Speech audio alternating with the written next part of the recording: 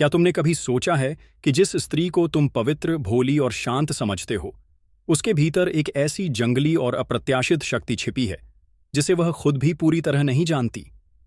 यह वही शक्ति है जिसे अक्सर समाज दबा देता है, लेकिन यही उसके प्यार, उसके गुस्से और उसके धोखे की असली वजह भी बन सकती है। महान ब्रिटिश लेखक D.H. लॉरेंस ने अपनी कई किताबों में, खास तौर पर लेडी चैटरलीज लवर और सन्स एंड लवर्स में, इंसानों की कामुकता और पुरुष स्त्री के जटिल रिश्तों को गहराई से उजागर किया है। उनका मानना था कि समाज ने स्त्री की असली जैविक प्रकृति को दबा दिया है और इसी दमन से कई मानसिक और भावनात्मक समस्याएं पैदा होती हैं। लॉरेंस के लिए वर्जिनिटी सिर्फ एक शारीरिक अवस्था नहीं थी, बल्कि एक मानसिक और आध्यात्मिक स्थिति थी जो स्त्री को उसकी गहरी आदिम शक्तियों से दूर कर देती थी। इस लेख के अंत तक तुम देख पाओगे कि कैसे लॉरेंस ने स्त्री की आदिम देवी और सामाजिक कठपुतली के बीच के संघर्ष को देखा। क्या तुम में इतनी हिम्मत है कि तुम उस कड़वे सच का सामना कर सको जिसे लॉरेंस ने इतनी बेबाकी से लिखा? सभ्यता का बोझ। जब आत्मा मुरझा जाती है, जरा कल्पना करो, तुम एक ऐसी लड़की से मिलते हो जो हर सामाजिक मापदंड पर खरी उतरती है। वह संस्कारी है, पढ़ी लिखी है, भावुक है और उसकी आंखों में एक मासूम चमक है। तुम्हें लगता है कि तुम्हें एक अच्छी लड़की मिल गई है जो तुम्हारी जिंदगी में प्यार और सुकून लाएगी। तुम उसे सम्मान देते हो, उसे अपनी दुनिया का केंद्र बना लेते हो। तुम उसकी हर जरूरत पूरी करते हो, हर इच्छा पूरी करने की कोशिश करते हो, यह मानकर कि यही सच्चा प्यार है। तुम उसके साथ बुढ़ापा बिताने के सपने देखते हो, एक साथ जिंदगी के खूबसूरत पल जीने की कल्पना करते हो और हर सुबह उसके साथ जागने की खुशी महसूस करते हो। लेकिन धीरे धीरे तुम देखते हो कि उसके अंदर कुछ बुझता जा रहा है। उसकी चमक कम हो रही है, उसकी हंसी खोखली लगने लगती है और तुम्हारे साथ होने के बावजूद वह अंदर से अकेली और अधूरी महसूस करती है। वह तुमसे दूर रहने के बहाने ढूंढने लगती है। उसकी आंखों में एक अजीब सी उदासी तैरने लगती है जिसे तुम समझ नहीं पाते। तुम उससे पूछते हो कि क्या हुआ, लेकिन वह हमेशा कहती है कुछ नहीं, या मैं बस थक गई हूं। तुम परेशान हो जाते हो, लेकिन कुछ कर नहीं पाते। और फिर एक दिन तुम्हें पता चलता है कि उसने कुछ ऐसा कर दिया है जिसकी तुमने कभी कल्पना भी नहीं की थी। एक अचानक, जल्दबाजी में और अनैतिक काम। शायद उसने किसी ऐसे इंसान के साथ संबंध बना लिए हैं जो तुम्हारे बिल्कुल उलट है, या उसने अपनी पूरी जिंदगी ही बदल दी है। एक ऐसा रास्ता चुन लिया है जिसकी तुमने कभी उम्मीद नहीं की थी। तुम सदमे में हो, तुम्हारा भरोसा टूट गया है और तुम्हें समझ नहीं आता कि यह सब कैसे हो गया। क्या हुआ? लॉरेंस कहते हैं, यह उस वर्जिनिटी कॉम्प्लेक्स का नतीजा है जो समाज ने उस पर थोपा था। यह कोई अचानक हुआ धमाका नहीं था, बल्कि दशकों से दबाई गई एक आदिम शक्ति का नतीजा था जिसे अब और काबू नहीं किया जा सकता था।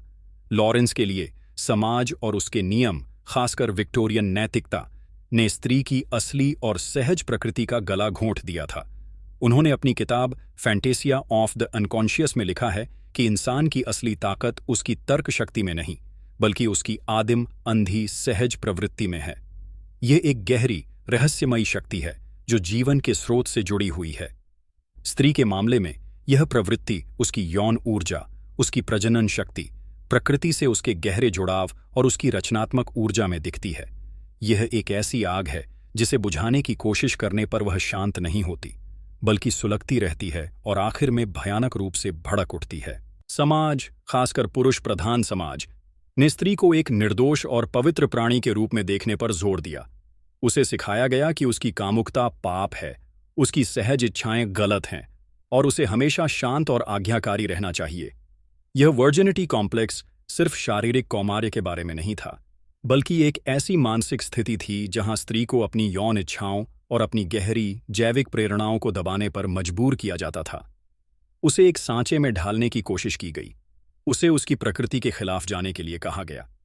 जब एक स्त्री को सिखाया जाता है कि उसकी प्राकृतिक इच्छाएं गंदी या गलत हैं, तो वह खुद से ही कट जाती है।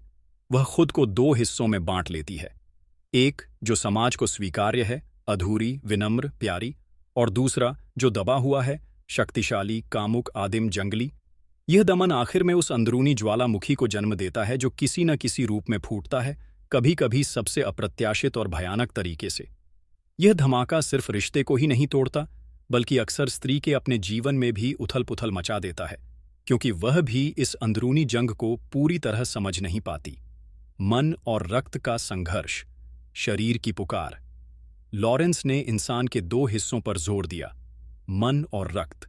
मन तार्किक, सचेत, बुद्धिमान और सामाजिक नियमों से जुड़ा है। यह वह हिस्सा है जो योजना बनाता है, विश्लेषण करता है और समाज के नियमों के हिसाब से चलता है। इसके उलट रक्त आदिम आवेगों, भावनाओं, सहज ज्ञान, यौन ऊर्जा और जीने की गहरी, अवचेतन प्रेरणाओं का प्रतिनिधित्व करता है। यह जीवन की वह कच्ची, अपरिष्कृत शक्ति है जो बिना किसी तर्क या नैतिकता के सीधे अनुभव करती है। लॉरेंस का मानना था कि आज के समाज ने मन को बहुत ज्यादा अहमियत दी है और रक्त को नजरअंदाज कर दिया है, खासकर स्त्रियों के मामले में। पुरुष भी इस असंतुलन से पीड़ित हैं, लेकिन स्त्रियों में यह ज्यादा गहरा होता है क्योंकि उन्हें अपनी जैविक प्रकृति को दबाने के लिए ज्यादा दबाव का सामना करना पड़ता है। जब एक स्त्री को उसकी बुद्धि और नैतिकता को विकसित करने के लिए प्रेरित किया जाता है, उसे सिखाया जाता है कि कामयाबी पढ़ाई और सामाजिक सम्मान में है, जबकि उसकी रक्त की पुकार को दबाया जाता है, उसकी गहरी यौन इच्छाएं, उसकी सहज प्रवृत्तियां, प्रकृति से उसका आदिम रिश्ता, तो एक गहरा अंदरूनी संघर्ष पैदा होता है। वह दिमाग से जानती है कि उसे क्या करना चाहिए, उसे क्या सही माना जाता है, लेकिन उसका शरीर और उसकी अंदरूनी इच्छाएं उसे कुछ और करने के लिए मजबूर करती हैं। यह जंग उसे अंदर ही अंदर खोखला कर देती है, उसे असंतुष्ट और बेचैन रखती है, भले ही उसकी बाहरी जिंदगी कितनी भी सही क्यों न लगे। तुम्हारी वह अच्छी लड़की जिसके भीतर कुछ बुझ रहा था, दरअसल इसी संघर्ष की शिकार थी। उसका मन तुम्हें प्यार करने, तुम्हें खुश करने और सामाजिक उम्मीदों को पूरा करने की कोशिश कर रहा था। वह एक आदर्श साथी बनने की कोशिश कर रही थी, क्योंकि उसे बचपन से यही सिखाया गया था। लेकिन उसके रक्त की आदिम पुकार, उसकी दबी हुई यौन ऊर्जा और उसकी जंगली, अप्रत्याशित प्रकृति को दमन पसंद नहीं था।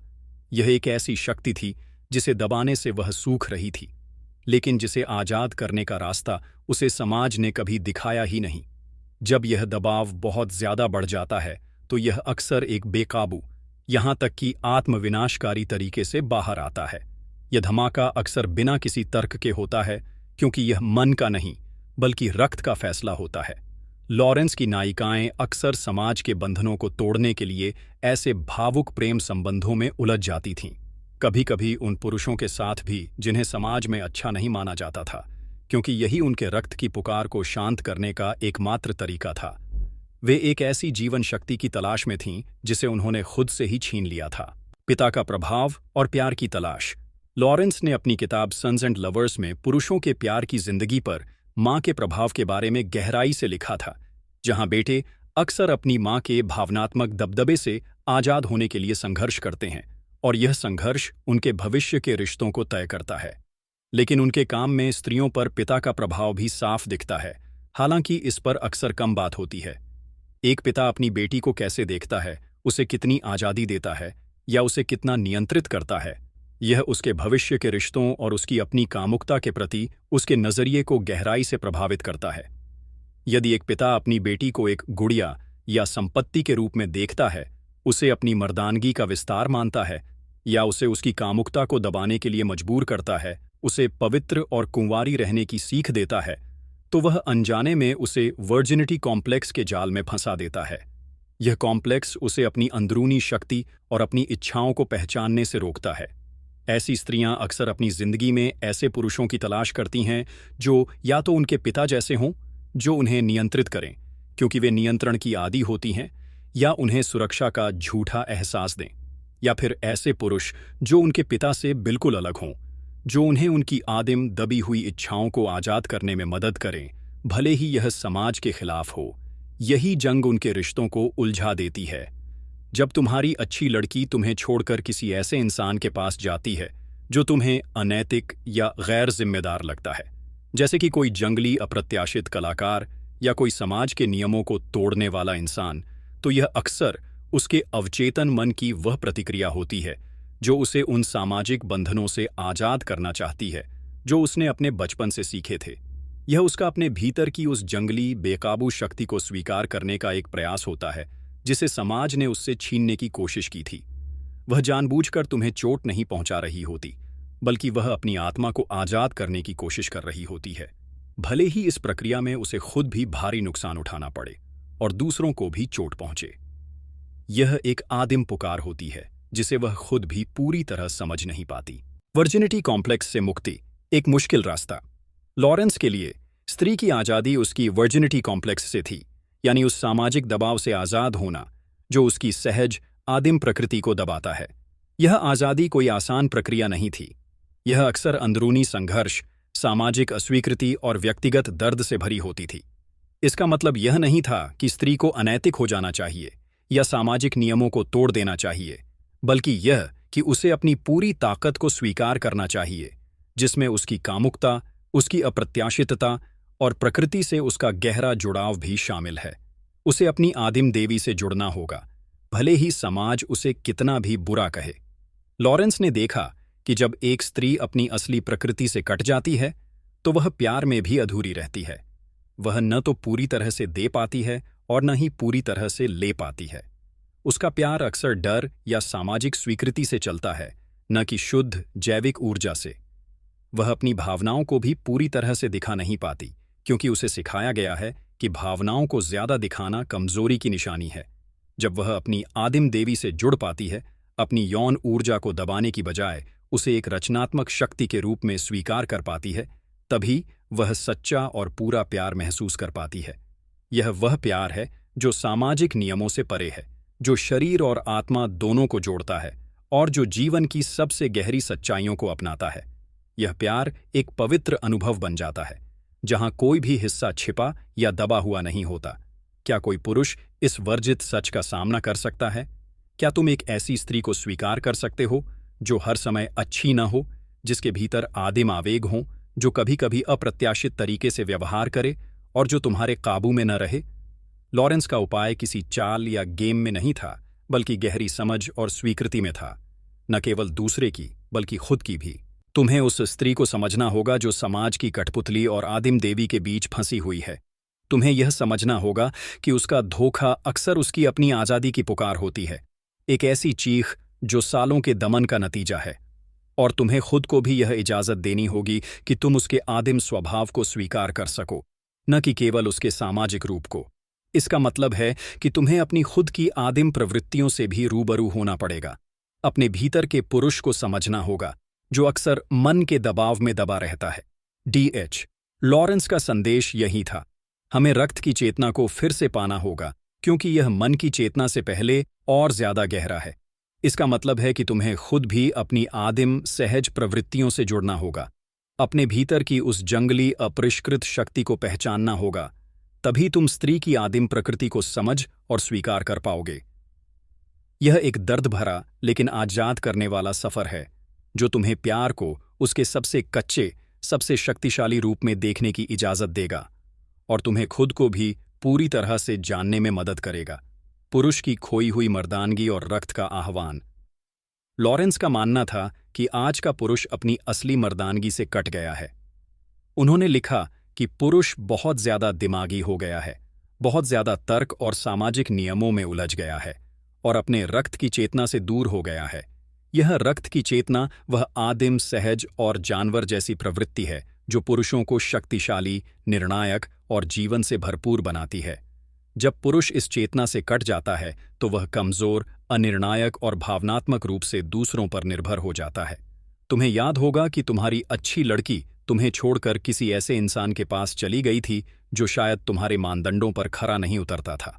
लॉरेंस के लिए इसका एक कारण यह भी हो सकता है कि तुम्हारा रक्त उतना जिंदा नहीं था जितना उसका आदिम अवचेतन चाहता था। स्त्री का आदिम मन एक ऐसे पुरुष की तलाश करता है जो उसे जीवन की कच्ची, जंगली ऊर्जा से जोड़ सके। वह उस पुरुष की तरफ आकर्षित होती है जो अपने रक्त की पुकार को सुनता है, जो निर्णायक है और जो अपनी आदिम शक्ति को खुलकर जीता है, भले ही वह सामाजिक रूप से असंस्कारी क्यों न लगे। लॉरेंस का सुझाव है कि पुरुष को अपनी मर्दानगी को फिर से परिभाषित करना होगा, न कि सामाजिक उम्मीदों के आधार पर, बल्कि अपने भीतर की जैविक और सहज शक्ति के आधार पर। इसका मतलब यह नहीं है कि तुम्हें क्रूर या संवेदनहीन बनना है, बल्कि यह कि तुम्हें अपनी गहरी प्रवृत्तियों, अपनी अंदरूनी शक्ति और अपने वजूद के आदिम पहलुओं को पहचानना और स्वीकार करना होगा। प्यार में डार्क कॉन्टिनेंट का सामना। लॉरेंस ने स्त्री की कामुकता और उसकी अप्रत्याशित गहराई को डार्क कॉन्टिनेंट कहा, एक ऐसा क्षेत्र जो पुरुषों के लिए रहस्यमयी और अक्सर डरावना होता है। इस डार्क कॉन्टिनेंट में स्त्री की वो इच्छाएं, वो आवेग और वो रहस्य छिपे होते हैं जिन्हें वह खुद भी पूरी तरह नहीं समझती और जिन्हें पुरुष आमतौर पर अनदेखा या दबाने की कोशिश करते हैं। जब तुम्हारी अच्छी लड़की अचानक बदल जाती है तो तुम असल में उसके डार्क कॉन्टिनेंट के एक हिस्से का सामना कर रहे होते हो।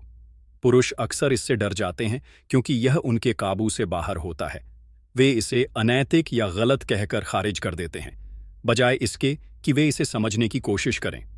लॉरेंस का मानना था कि एक पुरुष को सच्चा और गहरा प्यार तभी मिल सकता है जब वह स्त्री के इस डार्क कॉन्टिनेंट का सामना करने के लिए तैयार हो, उसकी रहस्यमयी गहराई को स्वीकार करे, उसकी अप्रत्याशितता को अपनाए और उसकी आदिम शक्ति से डरे नहीं। इसका मतलब है कि तुम्हें अपनी असुरक्षाओं को दूर करना होगा। अगर तुम एक स्त्री को अपनी सभी उम्मीदों, सपनों और वजूद के केंद्र के रूप में देखते हो तो तुम उसके डार्क कॉन्टिनेंट से डरोगे। लेकिन अगर तुम अपने भीतर मजबूत हो, अपने रक्त से जुड़े हुए हो, तो तुम उसकी आदिम शक्ति का सम्मान कर पाओगे और उससे डरोगे नहीं। यह वह जगह है जहां सच्चा रिश्ता पनपता है, जहां दो आत्माएं अपनी पूरी सच्चाई में, अपनी रोशनी और अपनी परछाइयों के साथ मिलती हैं। नया रिश्ता नियंत्रण नहीं बल्कि साथ रहना। लॉरेंस के लिए सच्चा प्यार नियंत्रण के बारे में नहीं था। यह विल टू पावर के फ्राइडियन संघर्ष से अलग था, जहां एक इंसान दूसरे पर हावी होने की कोशिश करता है। इसके बजाय लॉरेंस ने एक ऐसे रिश्ते की वकालत की जहां पुरुष और स्त्री दोनों अपनी व्यक्तिगत आदिम सत्ता में पूरे हों और फिर एक दूसरे के साथ एक गहरे जैविक रिश्ते में जुड़े। यह रिश्ता बराबरी का नहीं होता, बल्कि एक गतिशील संतुलन होता है, जहां कभी एक का दबदबा होता है तो कभी दूसरे का। यह प्यार एक नाच की तरह होता है, जहां दोनों साथी एक दूसरे की गतिशीलता और शक्ति का सम्मान करते हैं। जब पुरुष अपनी खोई हुई मर्दानगी को फिर से पाता है और स्त्री अपने वर्जिनिटी कॉम्प्लेक्स से आजाद होती है, तो वे एक दूसरे को अपनी पूरी सच्चाई में देख पाते हैं। तो तुम इस आदिम नाच में कैसे शामिल हो सकते हो? अपने रक्त से जुड़ो, अपने सहज आवेगों, अपनी शारीरिक ऊर्जा और अपनी अंदरूनी शक्ति को पहचानो। अपनी मर्दानगी को समाज द्वारा थोपी गई भूमिकाओं से आजाद करो और उसे अपनी जैविक प्रकृति से परिभाषित करो। स्त्री के डार्क कॉन्टिनेंट को स्वीकार करो, उसकी रहस्यमयी गहराई, उसकी अप्रत्याशितता और उसकी आदिम इच्छाओं से डरो मत। उसे समझने की कोशिश करो, न कि उसे नियंत्रित करने की। उसे उसकी पूरी सच्चाई में देखो, न कि केवल उस छवि में जिसे समाज ने बनाया है। नियंत्रण की इच्छा छोड़ो। प्यार में नियंत्रण की तलाश करने के बजाय एक ऐसे रिश्ते की तलाश करो जहां दोनों लोग अपनी व्यक्तिगत सत्ता में आजाद हों, लेकिन फिर भी एक दूसरे से गहराई से जुड़े हों। D.H. लॉरेंस का दर्शन हमें प्यार को एक नए, गहरे नजरिए से देखने के लिए चुनौती देता है। यह हमें सिखाता है कि सच्चा प्यार कोई आरामदायक जगह नहीं है, बल्कि एक ऐसा क्षेत्र है जहां हमें अपनी गहरी सच्चाई का सामना करना पड़ता है, अपनी आदिम इच्छाओं का, अपनी कमजोरियों का और अपनी असली शक्ति का। जब तुम यह कर पाओगे, तभी तुम लॉरेंस के शब्दों में सच्चे जीवन और सच्चे प्यार का अनुभव कर पाओगे। क्या तुम इस आदिम नाच में शामिल होने और खुद को पूरी तरह से देखने के लिए तैयार हो?